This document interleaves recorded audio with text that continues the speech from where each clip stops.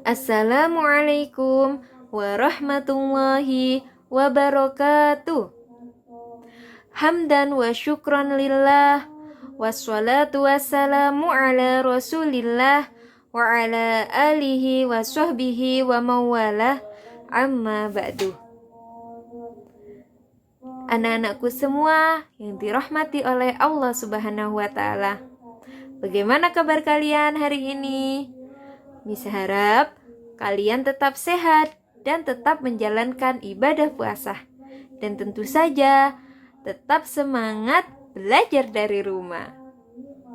Kali ini Miss akan menjelaskan tentang hal-hal atau perkara yang dapat membatalkan puasa. Tapi terlebih dahulu kita harus mengenal puasa itu apa. Puasa adalah perintah Allah Subhanahu wa ta'ala seperti yang telah difirmankan dalam Al-Quran surat Al-Baqarah ayat 183 yang bunyinya A'udzu billahi minasyaitonir rajim. Bismillahirrahmanirrahim. Ya ayyuhalladzina amanu kutiba alaikumus siyam kama kutiba alal ladzina min qablikum la'allakum tattaqun, yang artinya, wahai orang-orang yang beriman, diwajibkan atas kamu berpuasa sebagaimana diwajibkan atas orang sebelum kamu. Dan tujuan dari kita berpuasa adalah la'allakum tattaqun, agar kita menjadi orang-orang yang bertakwa kepada Allah Subhanahu wa ta'ala. Anak-anakku semua yang soleh dan solehah, puasa juga dapat diartikan sebagai niat untuk tidak melakukan perkara-perkara yang dapat membatalkan puasa, dimulai dari waktu subuh sampai waktu berbuka atau waktu maghrib. Jadi, kalian berpuasa ada waktunya, yakni dimulai dari waktu subuh sampai waktu maghrib. Anak-anakku semua yang dirahmati oleh Allah Subhanahu wa ta'ala, apakah kalian sudah tahu apa hal-hal atau perkara yang dapat membatalkan puasa? Ada 8 perkara yang dapat membatalkan puasa. Perkara yang pertama adalah makan dan minum. Jadi, dari waktu subuh sampai waktu maghrib kalian tidak boleh makan dan minum. Dengan catatan disengaja. Kalau lupa tidak apa-apa, karena orang yang lupa itu tidak ada hukumnya. Jadi puasanya kalau makan dan minum disengaja itu batal. Perkara yang kedua yakni memasukkan sesuatu pada lubang anggota badan dengan disengaja. Allah Subhanahu wa ta'ala telah menciptakan anggota badan kita dengan sempurna. Di antaranya, dalam anggota badan kita memiliki lubang-lubang yang harus dijaga dan tidak boleh dimasuki sesuatu waktu berpuasa.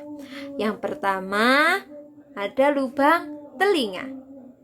Yang kedua ada lubang hidung, yang ketiga ada lubang mulut, dan yang keempat ada lubang kubul, dan yang kelima ada lubang dubur. Dijaga ya, tidak boleh lubang-lubang itu dimasuki. Perkara yang ketiga yakni muntah dengan sengaja. Tidak boleh ya mulut kalian sentuh langit-langitnya sehingga kalian muntah, itu tidak boleh dan dapat menyebabkan puasa kalian batal. Hal yang keempat, bersenggama di siang hari. Yang kelima, keluar mani dengan disengaja. Mani itu sesuatu yang enak yang keluar. Itu yang dinamakan mani. Yang keluar dari kubul ya. Perkara yang keenam, yakni keluar darah haid dan nifas.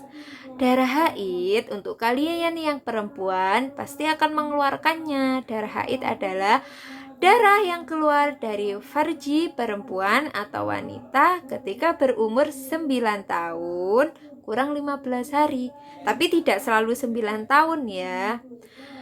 Jadi itu minimal umurnya yang bisa dikatakan darah haid.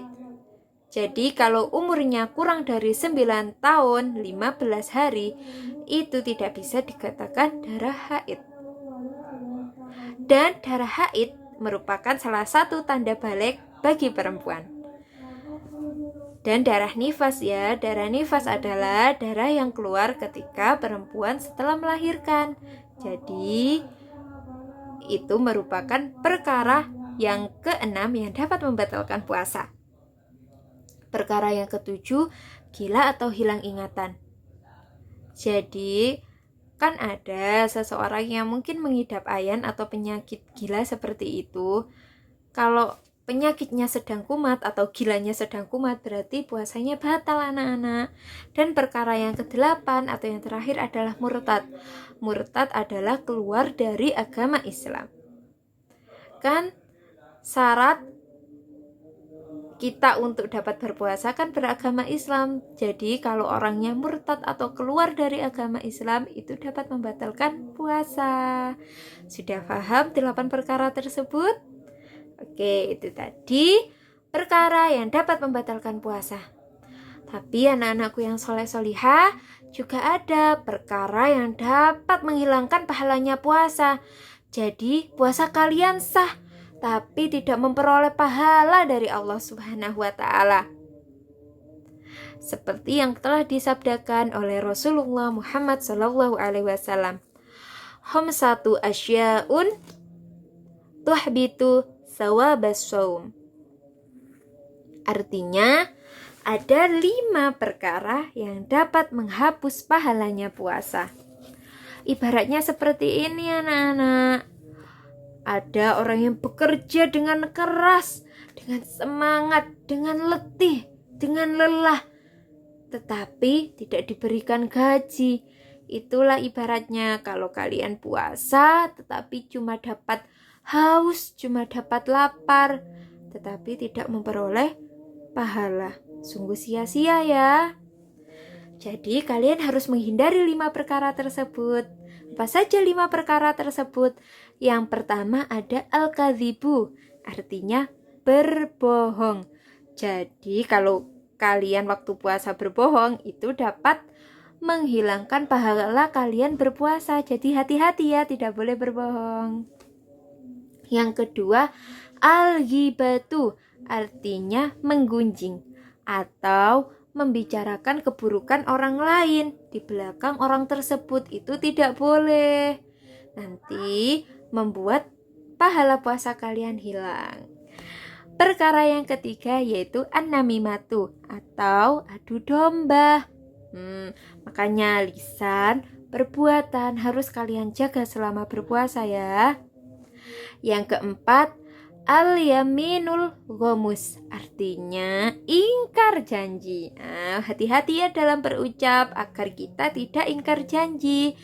Yang kelima adalah an-nadharu bisahwatin, artinya memandang dengan nafsu atau keinginan yang menggebu-gebu. Itu tidak boleh, itu juga dapat menghilangkan pahala puasa.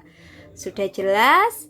Jadi ada 8 perkara, 8 ya, yang dapat membatalkan puasa, dan ada 5 perkara yang dapat menghilangkan pahalanya puasa.